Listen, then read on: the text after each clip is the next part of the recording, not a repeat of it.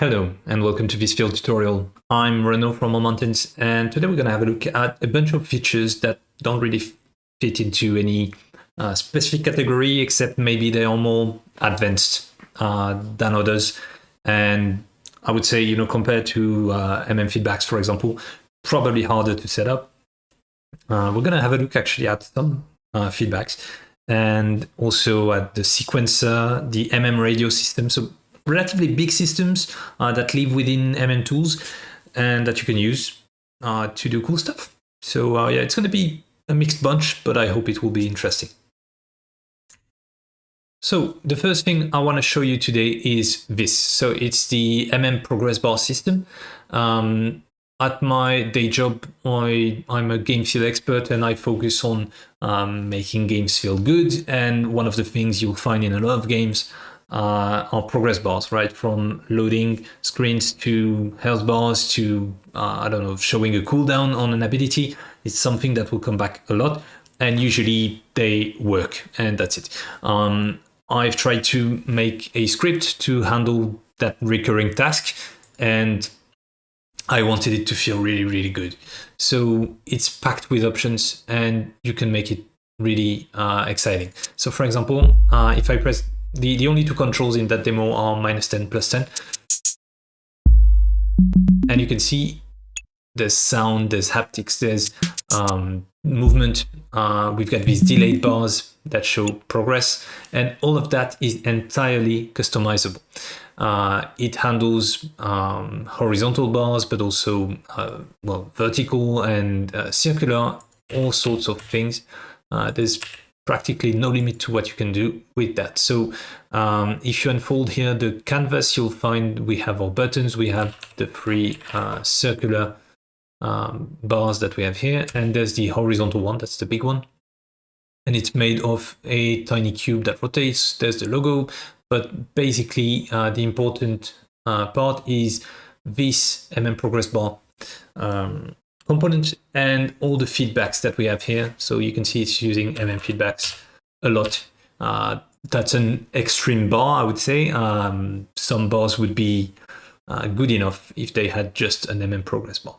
And the way it works is you have a bunch of bindings. So usually we'll have images or rec transforms to pilot your foreground bar, your delayed bars. So the delayed bars, they are the red one here and the green one.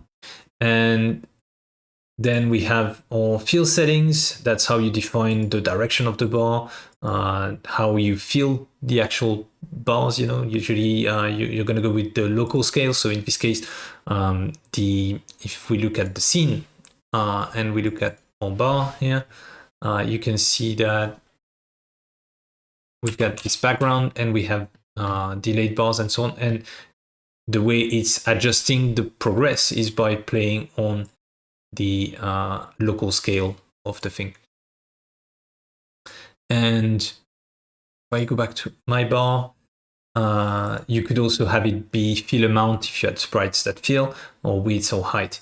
You can decide whether or not it plays on the scaled or unscaled time. And you can have it be fixed duration or speed based. After that, you have all the speed settings for all the bars, so the foreground bar and the two delayed bars. And if I were to, for example, change the decreasing delay to something like 3, and if I go back to the game, of course, 1, 2, 3. And you can see, it takes now more time to the red bar to catch up. Other things you could do, let's say I move that to 0.5. You can change the curve at which the red bar catches up. So you could theoretically, not something I'd recommend, but it's going to be obvious enough. You could do something like that. So now if you can see the red bar is behaving like a crazy bar, but that's something you can do. Usually I would recommend playing with something along those lines, maybe slower at the start faster at the end. Then there's the bump. So you can trigger scales, scale bumps on change, on increase, only on decrease. It's up to you. That changes also the colors. It's either that or you can use events, which would be something I'd prefer now. And with events, so there's the bump is going to be an event that is conditioned by a change of value and either an increase or a decrease, depending on the settings you set here. And you can also set events for bar movement, decreasing start, bar movement, decreasing stop, increasing start, increasing stop. In this case, I've bound some feedbacks, so I've got 4 of them. And they are all playing every time something happens. So every time I start increasing, you can see I have this sort of bump sound, and then I have a more higher sound, higher pitched.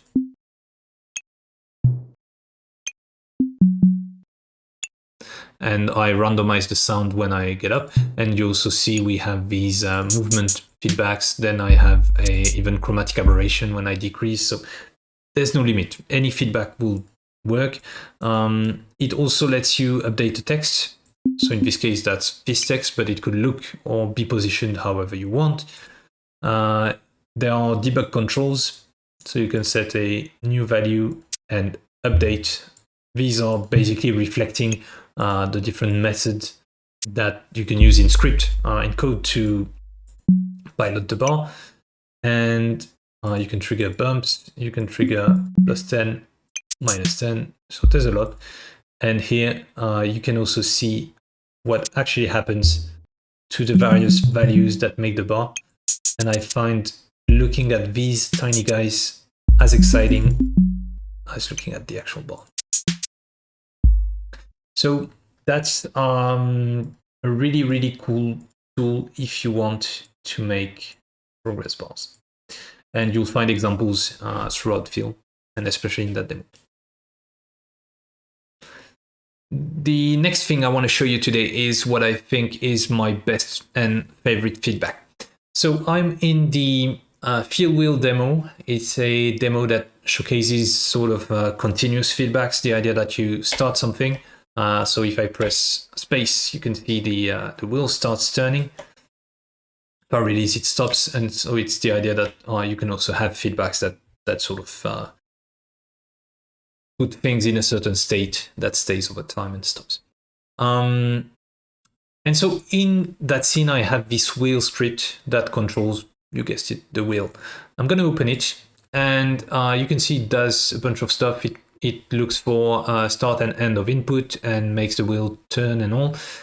What I want to do is modify it so that it doesn't look for input and the wheel is just constantly rotating. So I'm going to remove some stuff.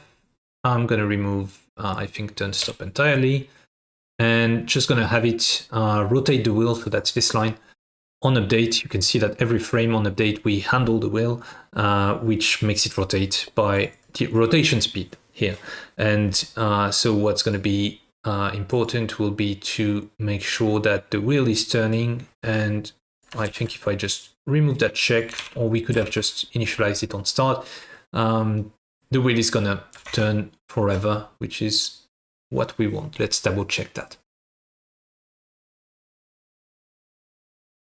It is rotating exactly like we want. So now let's say that in our game, we want the rotation speed to change when our vehicle gets hit, maybe, and we want it to slow down and then go back up. If we wanted to do that, we would have to, I don't know, use some script and target, get the component, and in script change the value and create methods for that and so on. That's of course a possibility, and in many cases it's a very valid one. If we wanted to do that via feedbacks, we would probably be looking for a wheel feedback, but of course that doesn't exist. We just created that wheel class, so there's no such thing. Actually, there is a magical feedback that could solve the problem. So I'm going to create a test feedback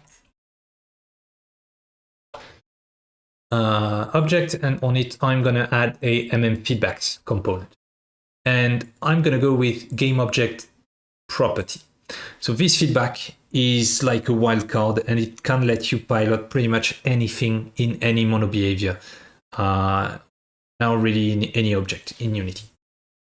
So as you can see, it's asking for a target object. I'm going to grab my wheel and put it here, and you can see now it's asking for a component. So my wheel has two components. It's got a transform, like pretty much every game object, and it's got a wheel. If I wanted to, I could drag a MMFeedbacks on it, and I would get access to all its individual feedbacks. So that's why this feedback is so crazy. It lets you do anything on anything.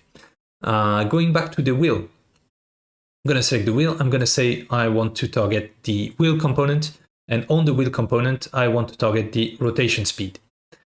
And I don't want relative values, and I want to remap my 1 to 800. So that's the current maximum speed of my wheel. So I'll be working between 0 and 800. And I want to make it instant. And so here I have my instant level. So that's a normalized value between 0 and 1. Of course, I can overstep that. I could go to 2, but that would like multiply. 2 would be 1 times 2, of course. So that would be 1600. So if I press play, I can see my wheel turning at 800. If I press play on that feedback, it stops. It goes to 0. If I set it to 0.5, it goes to half speed. And here you can see where the value is. And if we go check on our wheel, we are now at 400. If I say 0.1, you can see the debug meter here going to 0.1 out of these remapped values. And here we are at 80, so 10%.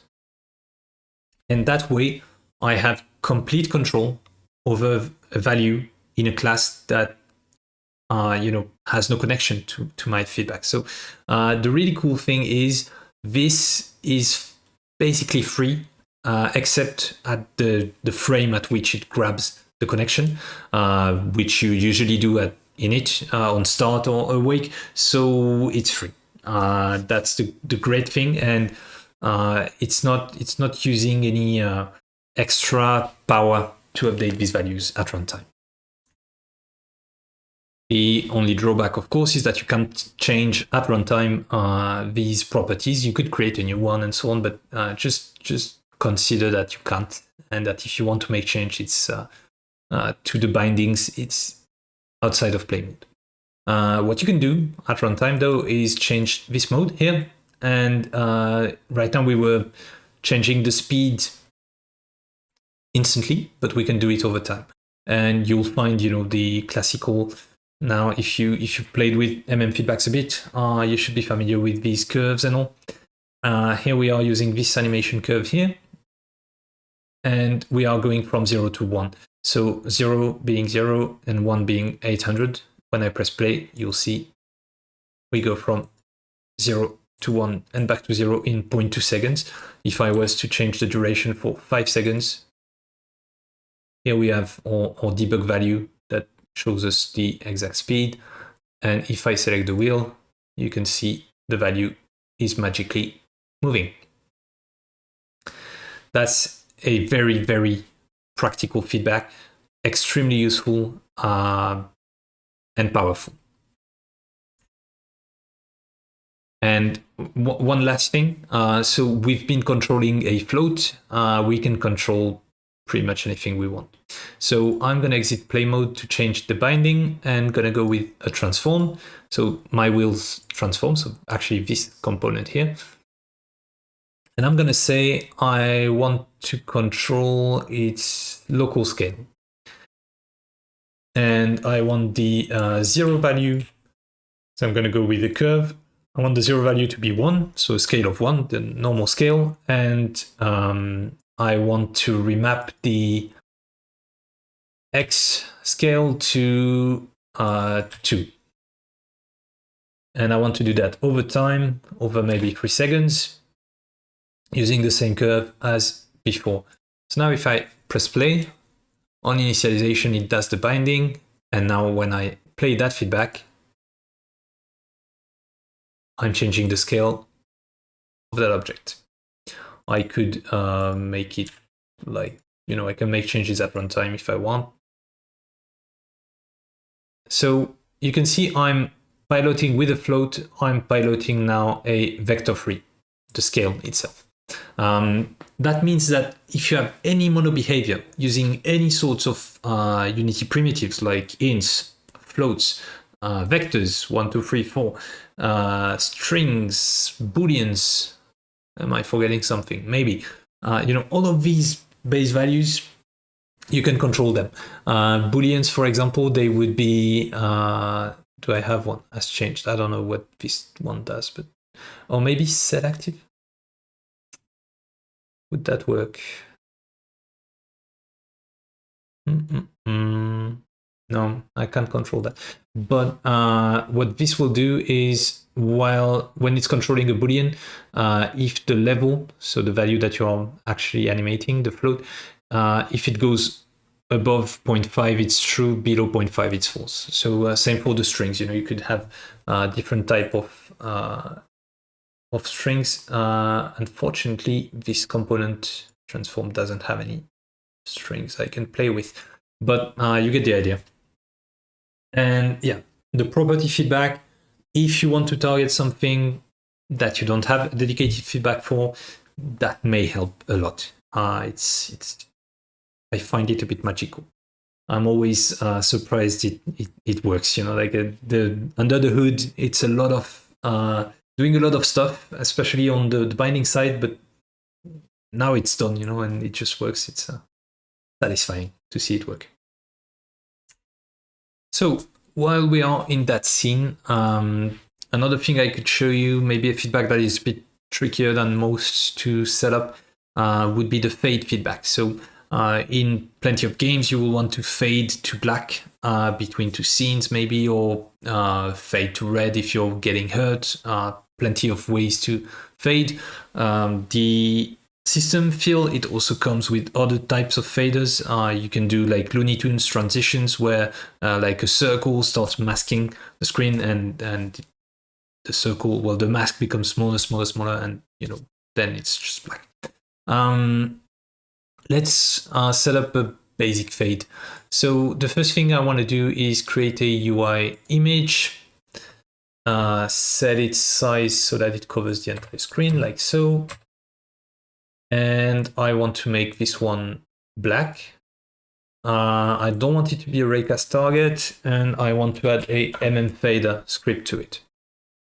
You can see that automatically it also adds a canvas group. I'm going to uncheck interactable and block raycast. It's purely an image. It's not supposed to block raycast, but in your context, maybe it does. So just check or uncheck that. And I'm going to change the canvas group value, which, as you can see, controls the opacity of the image. And that's it. That's pretty much how you set up an MMFader. It's not more complex than that. And it can work on its own, just like pretty much everything in Feel. It's got an API you can use. It's got events it can catch. So you don't necessarily need a MMFeedback, although we are going to see how it works with one. And if you press play, you'll see that here you have some debug controls, like on many of Feel's components. And I can decide that I want my fader to fade in over 1 second, like so. I can decide that I want it to fade out, like this. I can trigger a default fade. I can reset at any time the fader, even if it's playing. And of course, I could change the way, the default tween that I'm using. So for example, something like a bounce.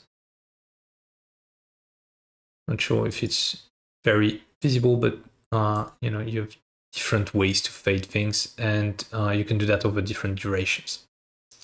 Now, if I want to pilot that from a feedback, what I can do is go here and go with camera fade.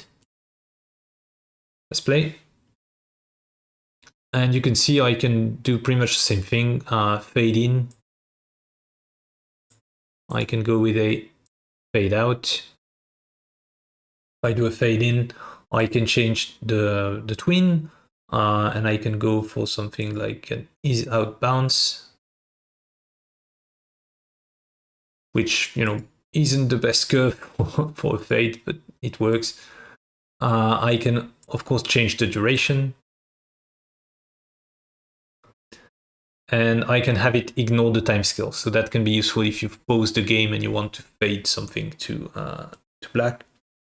And the last thing is you can change the target alpha. So maybe you want to only fade to half the alpha. For that, you have to be in custom mode, by the way. And you can see I faded from where I was. So I was already at 1, and now I'm fading to 0.5, and from 0.5 I'm fading to 1, and from 1 I'm fading now to 0. So very, very useful component most of the time, and that's what it was designed for initially. It was for full screen fades like that, but technically there's nothing preventing you from modifying your image to be something a bit different. And if I change the value of my image here,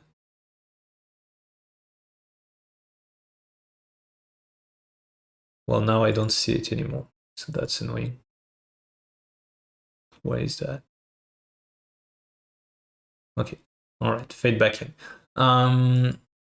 And I make it something like, I don't know, 300 by 300. I make it white, and I'm gonna pick a sprite. Hopefully I have something that makes some sense. Okay, let's say it's a button now. If I go back to my game, I have this sort of, maybe it's a mobile button, and I want to fade it out. I can fade it out. If I want to make my mobile button be half the opacity, now it's half the opacity. So works for entire faders, but technically works for any image. So you can hack it to be whatever you want. Now, I don't know about you, but I'm getting bored with that wheel scene, and I would like to go to another scene. So, you know, in your game, most likely you will be switching scenes at some point. Fill comes with many ways to do that, already built in. So, of course, you can use Unity's scene manager. It loads scene, and you use the load scene method, and you will go to someplace else. If you use fill, you would go to someplace else, but with style. So to do that, you can use feedbacks, of course. You can also, of course, do it via code, but let's try with the feedback. So we have this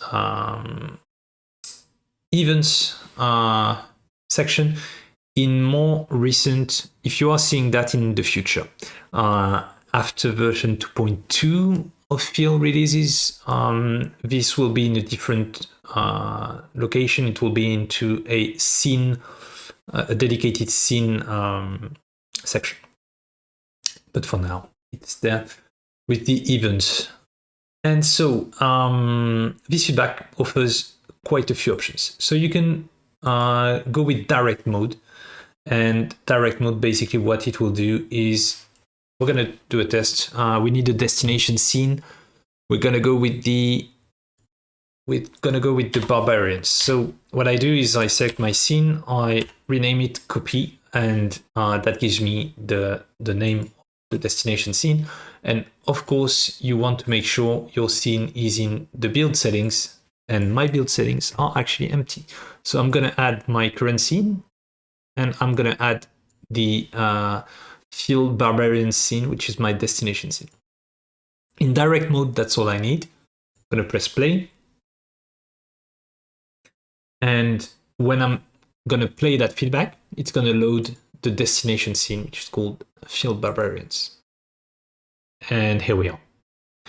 Fairly light scene, so it didn't take too long. But you also saw that there was no sort of progress. The image froze, and that was it. could have been a bad experience for a player. That's why we have more options. The first one is the Scene Loading Manager. So for it to work, we're going to have to add an extra scene, the loading scene, to our build settings. And if I just type that, Scene Loading, I find this folder, and in it, I find all these loading screens. So what I'm going to do for the sake of this demo is I am going to add all of them. Is it a good idea? Is it confusing? Let's add just one. I'm going to add the loading screen, right? You can see that we have a normal loading screen and we have 4 additive loading screens. If you're going for the Scene Loading Manager, you want the loading screen. If you're going for the additive Scene Loading Manager, you want one of the additive ones. So I'm going for that one. And so that means I need to specify the name of my loading scene, and it's loading like so. The reason you type it is because these scenes you can create some if you want.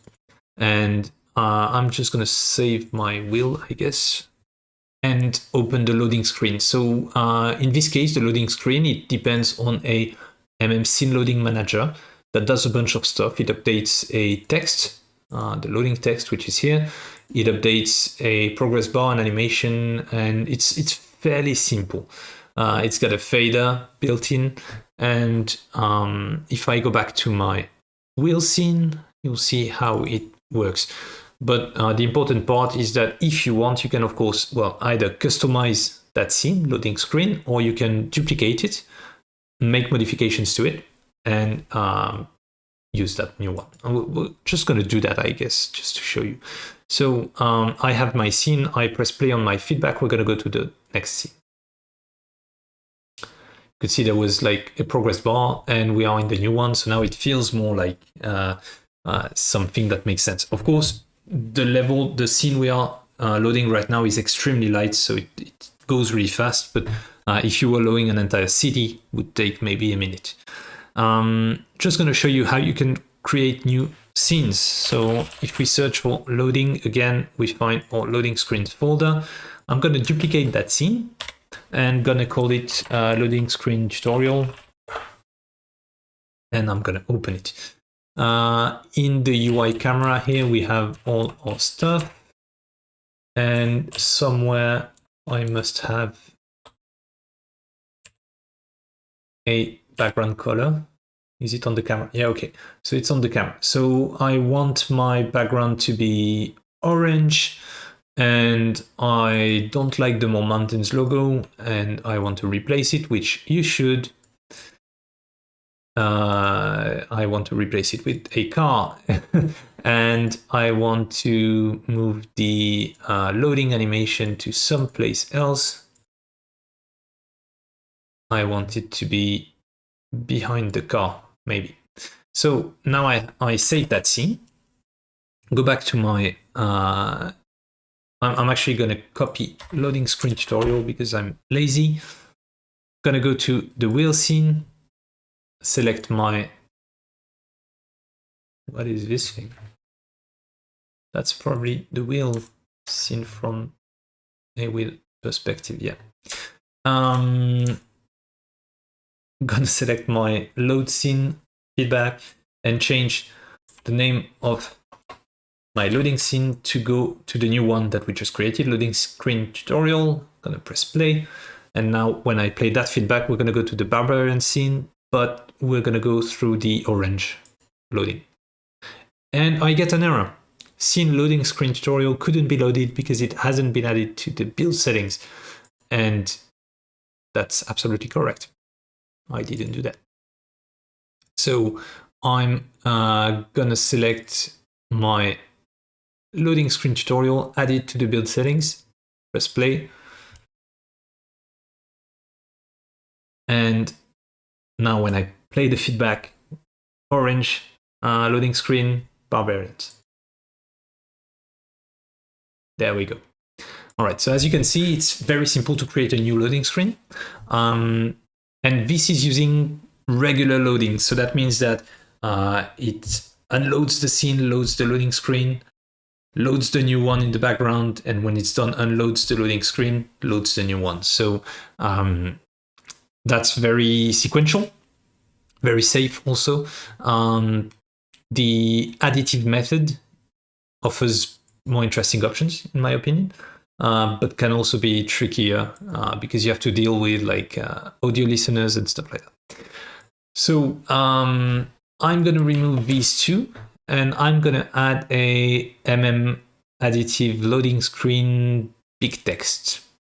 Big text, not the other one. Big text. All right, and I'm also going to copy that.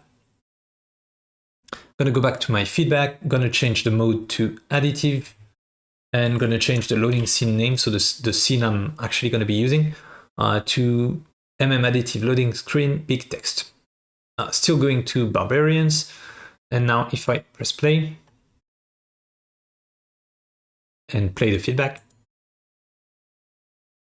all right, and you can see it's complaining. It's saying, oh, you've got 2 audio listeners in the scene, and that is a very, very dumb warning. Why Unity does that, honestly, is beyond me, but there is a way to work around it. So the way to do that is to select your camera and find your audio listener right here. And you want to add a audio listener component to it. Then you want to go to the destination scene, which is Barbarians. So we save that one. And in Barbarians, you're going to do the same thing. Find your audio listener. Usually it's on the camera by default. Add a audio listener to it. Save your scene, Control S, go back to the wheel, press play. Select your feedback, press play. And now you can see we don't have any errors again. The reason why we were getting not really errors, but warnings is that Unity doesn't want 2 audio listeners in the same scene. But it also doesn't do anything to prevent that from happening. It could have, there were many ways to design around that, but clearly it just doesn't do it. If you add that class to all your audio listeners, that problem goes away. It will magically sort of handle the fact that you only need 1 per scene for you. That was the result of multiple headaches. So yeah, just use that component. Don't ask questions. You don't want to know the answers to these questions. They are weird. But as you can see, we have plenty of options, and the additive loading one has to be my favorite. What I like about it is it makes it very seamless. The ones that I've designed and the ones that I've put there, you can create the ones you want, of course. That's just an example. And creating new additive scenes is as simple as creating a new normal loading scene, like I just showed you earlier with the orange one. You can have all sorts of transitions. You can have, the cool thing is it doesn't remove the first scene until the loading is there, and it doesn't remove the loading until the new one is there. So that means you can do more like curtain like stuff where you have a panel that arrives and it feels just, I don't know, the panel goes down, and when it goes away, you already see the new one below. I find it more interesting. I'm not sure what was the end of that train of thought, but yeah, basically, Phil comes with plenty of ways to load scenes, and I hope you'll find them useful. Now, the next thing I would like to show you is the MMSequencer demo. That's this. It's in the field demos folder. And what it does is pretty interesting. And so you press space to start the sequence.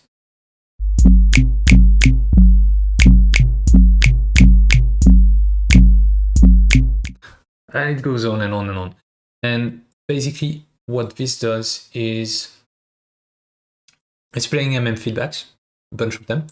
And it's playing them.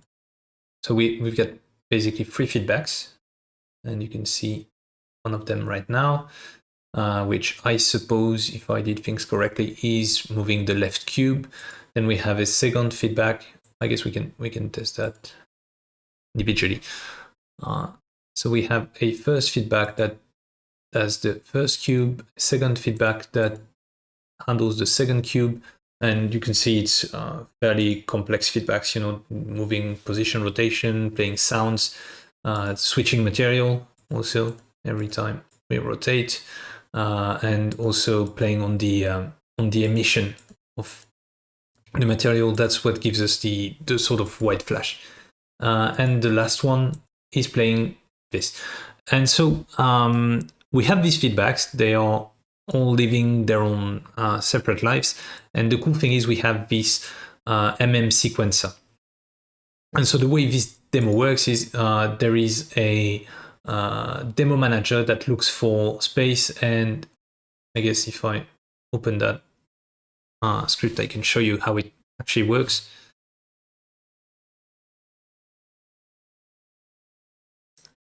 If and when it opens.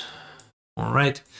So fairly simple demo manager script. Looks for input on update. If you're pressing the action key, so that's space by default, it calls the toggle method, and toggle is basically gonna target the sequencer, which is the component we're gonna have a look at today, and it plays or stops the sequence. So very, very simple stuff. Gonna start again, and this time I'm gonna select my sequencer and I'm gonna press start, and you can see here that we have this sort of, just gonna mute this thing, we have this playhead that moves along the sequence. And if you're familiar with actual audio sequencers, this is an interface you would be familiar with. I'm a big fan of these myself. I have the bad habit of buying too many of them and never doing much with them. But as like interfaces, they are fascinating. And that's why I spend so much time creating this sequencer, which I'll be the first to admit isn't extremely useful in a game context. I have only very rarely found an actual use for it, but I think it's a cool tool, and it's more of a toy than anything. So it's MMSequencer as a whole. It's a system group of classes that will let you trigger stuff in sequence. Initially, I meant it for music, so I would use it with a bunch of actual sounds ready to use. But eventually I extended it to control lights, to control all sorts of things. The way it works is it's very oriented around that sequencer classes. So here, for example, we have another one, a MMSequencer. So that's the base class. And you will find also the MMFeedback sequencer, which extends it and has direct slots to play feedbacks. So this one is a bit different. And just like many of the classes in Feel, you'll find debug tools here. So for example, this one lets you start playing.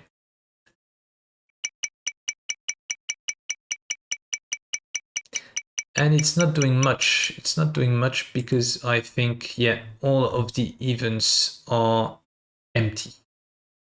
Not my best demo.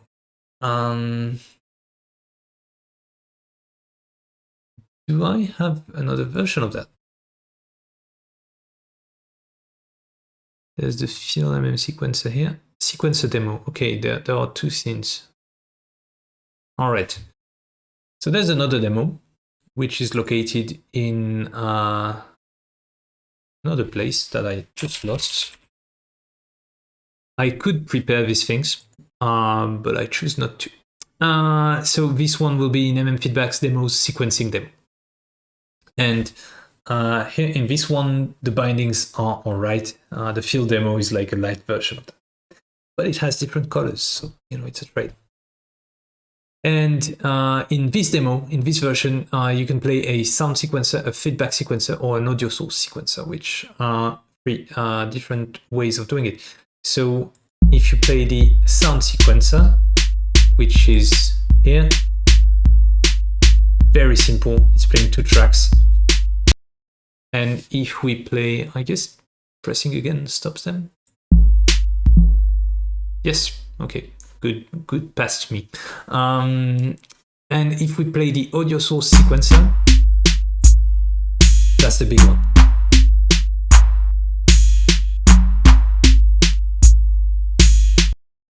That's the big one, but it's not updating the values, so I'm not sure what I'm... All right. Well, there are a lot of sequences.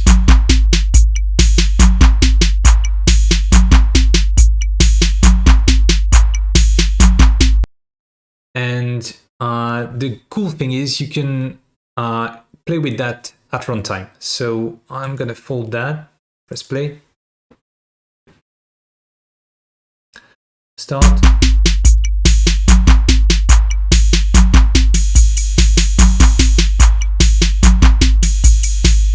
So basically here I have tracks, and for each of these tracks I've associated an event. In this case it's playing audio sources. So each track is a different audio source. And so if I were to mute tracks, which I can do by pressing the tiny square at the top of each track, I can basically isolate tracks. So now you can see I'm playing only the top track, and I can modify it at runtime. I can hear the metronome sound, which I can also lower the volume of. And so I'm basically creating a rhythm, right? I can also enable more tracks.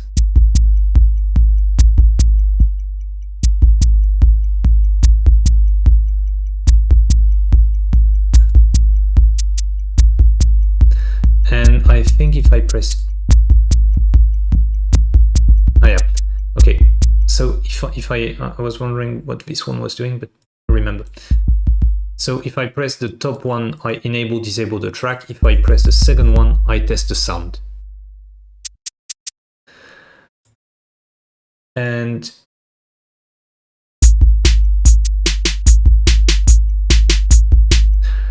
so using this, of course, you could increase the length to add more steps.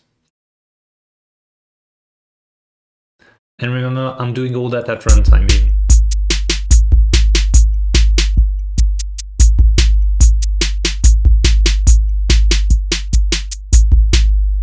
And you can reduce the length, which is destructive, right? So if you do that, you lose whatever info was in the tracks that you destroyed.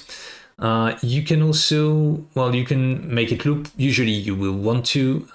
You can make it random, which is extremely annoying, but in some cases, why not? And you can, of course, make it play on start. We are already at runtime, so it won't do much, but you can also do that. And so manually play the next beat, because the track is made of beats. And so the cool thing with it is you can also bind anything you want to these events. So maybe what we can do is just create yet another sequence. We're going to call it tutorial sequence. And that's basically how you would start. So you add a MMSequencer component. And you can see it's asking for a sequence. So somewhere in your project, you would go create more mountains, sequencer, MMSequence. You call it whatever. It's a good name for a song. Whatever. Now, the next thing you want to do is make sure you have some sequence tracks in your sequence. Otherwise, you will get errors. It's not super elegant, but that's how it works. And so in your sequencer, you drag your sequence that you've created and you put it in the sequence. And automatically, you can see that it unlocks track events for each track. And we already have our tiny sequencer panel to play with. So by default, the sequencer length is 8, but we can use these controls here, or we can just change it here. And you can see I change it to 16. But it's really best if you just do it like that. Otherwise, you can say I want 16 and destroy and rebuild the sequence, and it will automatically, clear everything and redo things. So if you want to add more tracks to your sequence, you can always go here and say I want 4 tracks. You go back, you now have 4 tracks. The next thing you want to do is assign events to these things. So bind that to something in your scene. In my case, I think I'm just going to go with audio sources. That's just fun to work with. So I'm going to create, but of course, it could be anything that you can bind to a Unity. So it could be feedbacks, it could be classes of your own, character controllers, it could be anything. I'm going to call that audio 1, 2, 3, 4.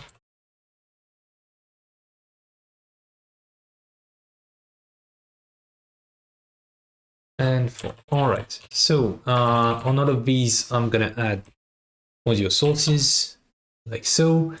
I'm going to go with the first one. I want a kick. The second one, I want a hat. The third one, I'm going to go with a cymbal. And the last one, I'm going to go with a note. All right. So now in my sequencer, I say, okay, when the first track plays, I'm going to go with audio 1, audio 2, audio 3, audio 4 for the fourth track. And for all of these, I'm going to go with audio source, play, audio source, play, audio source, play, and audio source, play.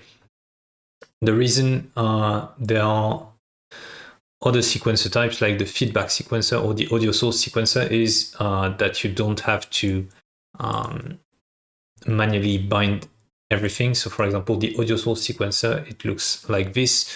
If I select the sequence, so that's whatever, you can see my track events. Sorry, there's always the track events, but it adds the audio source track.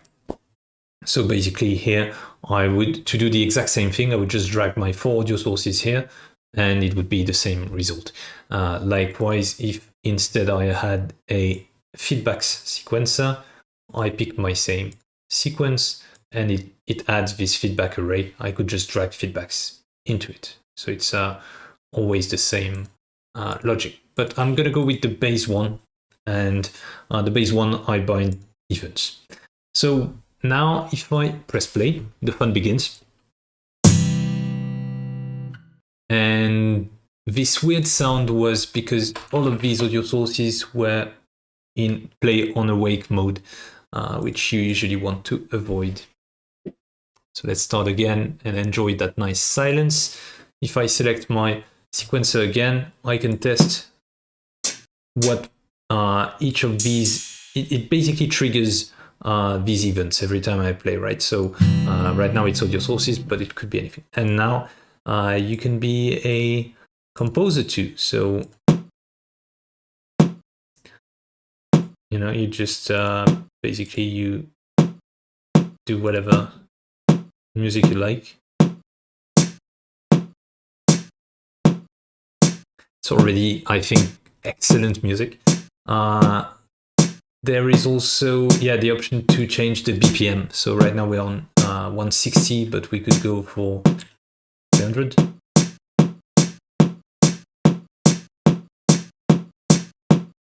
We also have these nice debug tools here.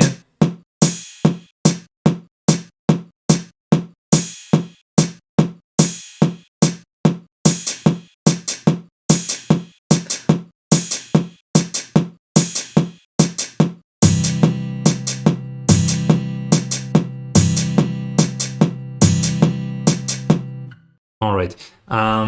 Not my best work, clearly, that song, but that's a start. And so really, that's the MMSequencer in a nutshell. You can sequence events, sequence anything you want really, and if you want them to happen on a beat, that's how you do it. I think it's just a fun toy. If you ever use it in an actual game and find some actual useful way to put it in a game, I'm interested. Please let me know. In the meantime, I think it's just a fun toy and also a good experiment on how far you can extend the Unity editor. The last thing I would like to show you today is the MMRadio system. So you can find a demo of it if you type MMRadio, and we can just leave that one behind. You can see I'm very imaginative when I need to do demos of systems. This one is basically the sequencer one, but don't tell anyone. But you notice that this one has more cubes, right? So the way it works, it's a bit of like the property feedback that we saw earlier, but like on steroids, right? So it combines a few things. Combines the notion of events. So we have one emitter that is letting any receiver out there know that something is happening. We have the property system that lets us find a property on an object and modify it. And the last thing will be the signal generator, which is a fun way, a bit like the sequencer. It started with me just messing with the editor and trying to do weird things with it. It's half a toy and half a very, very powerful tool in very precise situations. So let's first see it in action.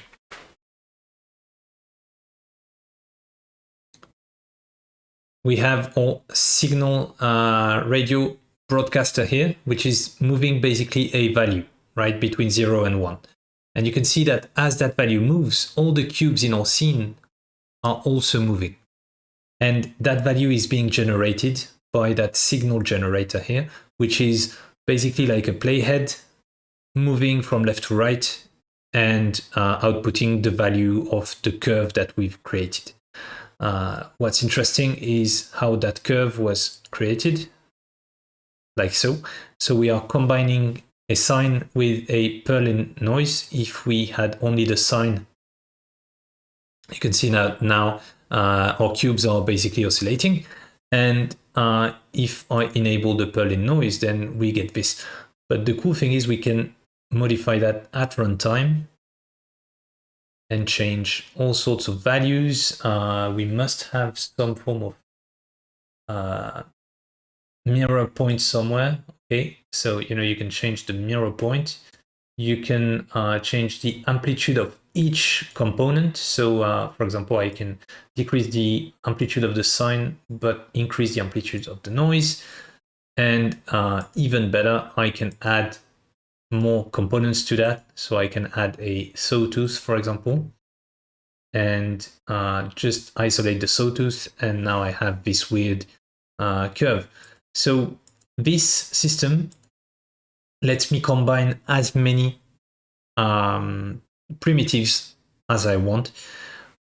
Why did I spend so much time on that? I don't really remember. But is it cool? I think it is. I think it's pretty. And of course, you can also change the speed at which all of this happens. So from now, it goes over the whole curve in 5 seconds, but you could say, I want that to happen over 1 second. And now we're starting to get something much faster. If you go 0.5, okay, that's because for a second there, it was like nothing. It was point. But aside from that, you can change it however you want. So that's what it does. And the interesting part is that we have this broadcaster, which basically sends a signal. And you can see it's using the property system that I created initially for the property feedback, but reused for that as well. because it is using the property system to get the value out of that signal generator. That means that right now it's using this signal generator. Well, it was, because I just broke it. Let's see if I can Control Z my way out of that. Yes. But we can do fun stuff with that broadcaster.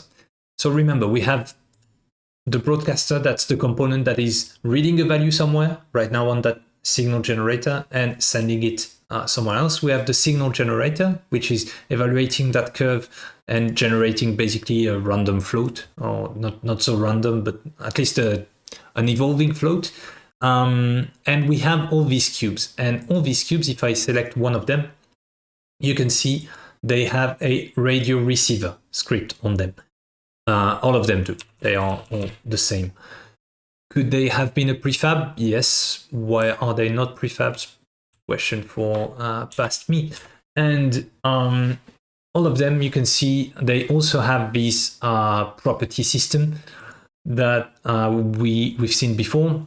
So the way it works is it grabs, in this case, the transform, and I shouldn't do that, and grabs the transform and modifies the vector-free position. And so in this case, it's moving them on the y-axis only. But if I were to select all of these cubes, and that's where a prefab, I guess, would have been a way better approach, I could decide that I move them on the x-axis only. And now, instead of going, up and down, they are moving forward. I could also say, actually, I want to change the local scale from 1 to 1.2, 1.2, 1.2. And now I have this broadcaster that is not doing much, right? It's not doing a lot. Why is that?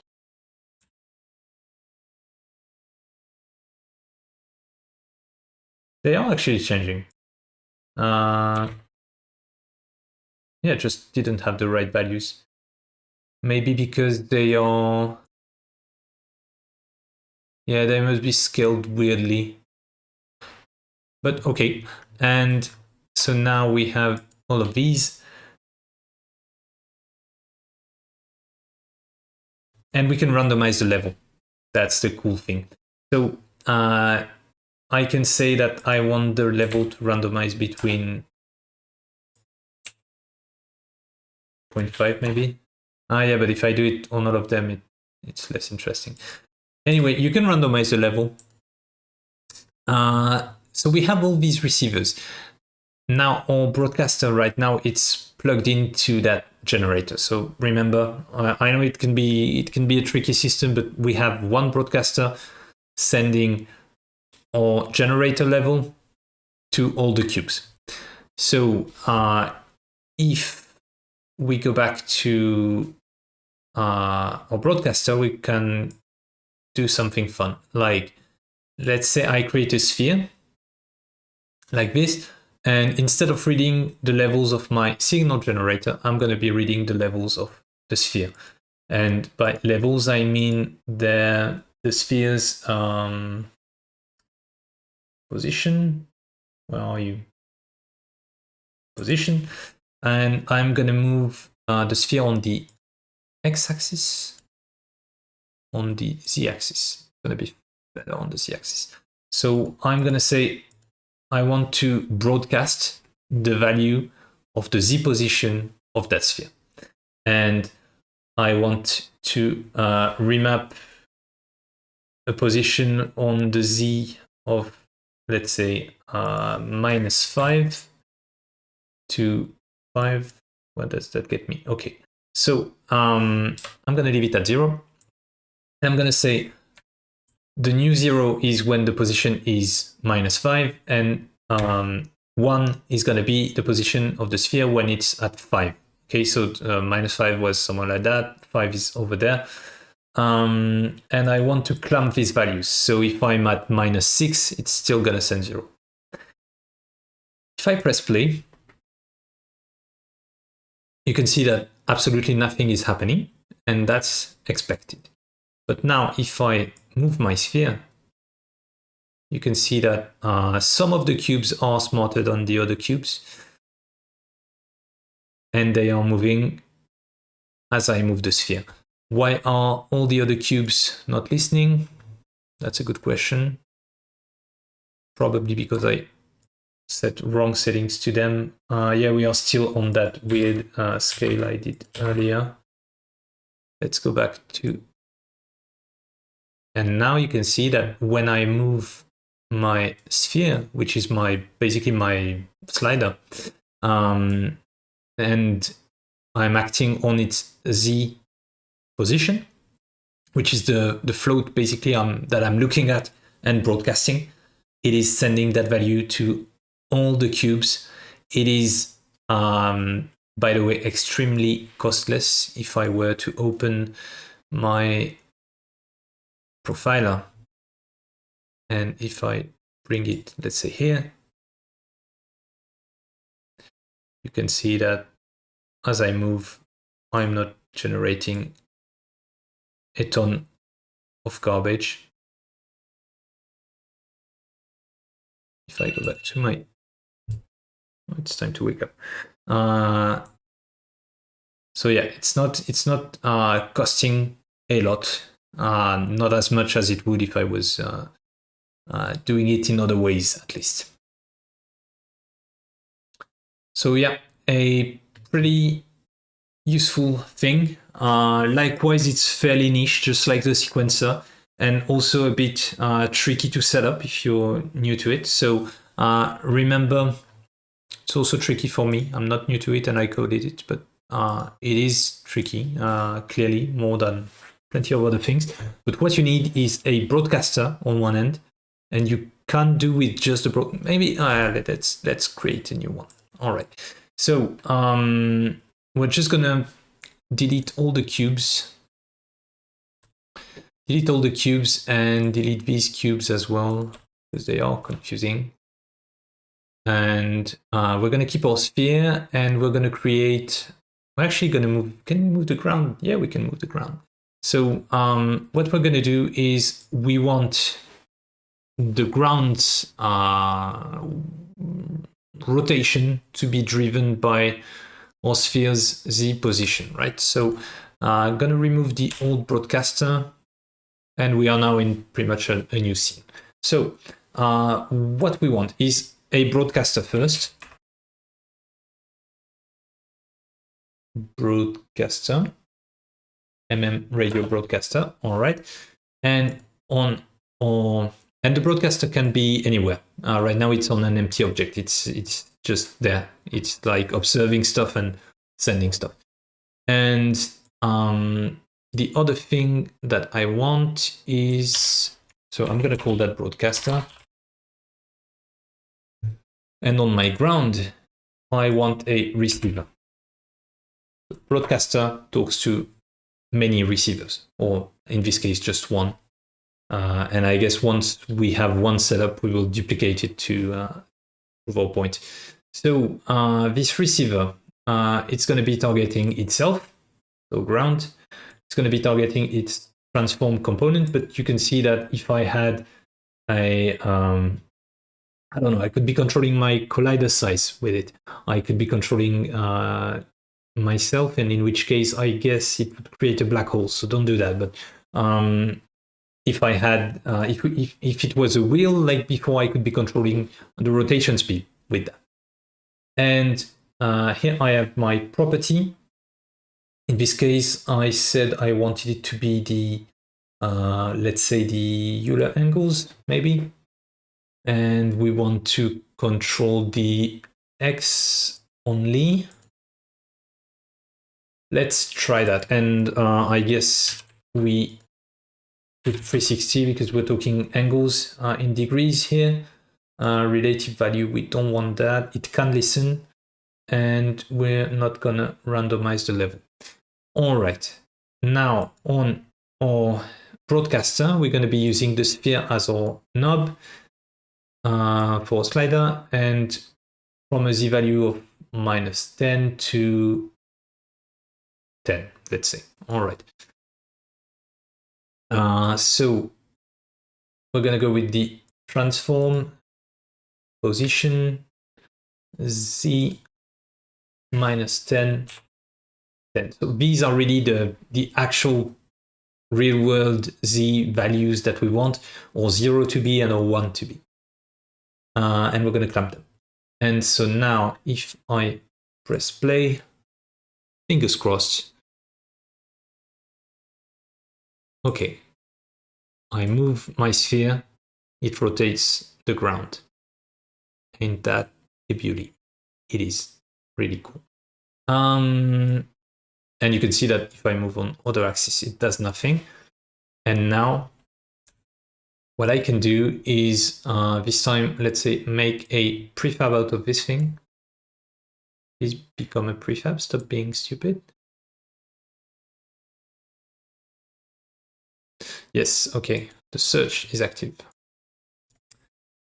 All right, and so now I have this prefab. I can put plenty of them around, like so, and so.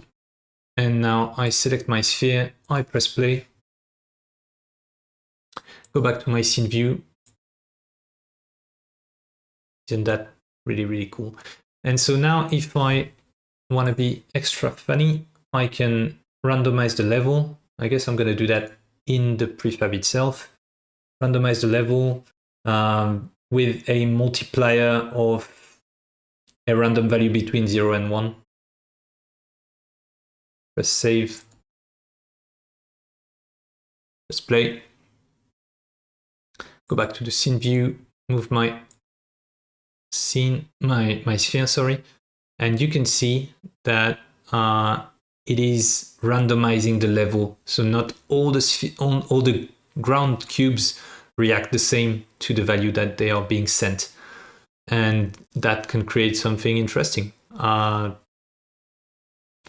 Likewise, you know, the use cases, maybe they will reveal themselves to you. This is clearly a bit of a toy, but I think there are some use cases out there. And if you find some interesting ones, please let me know.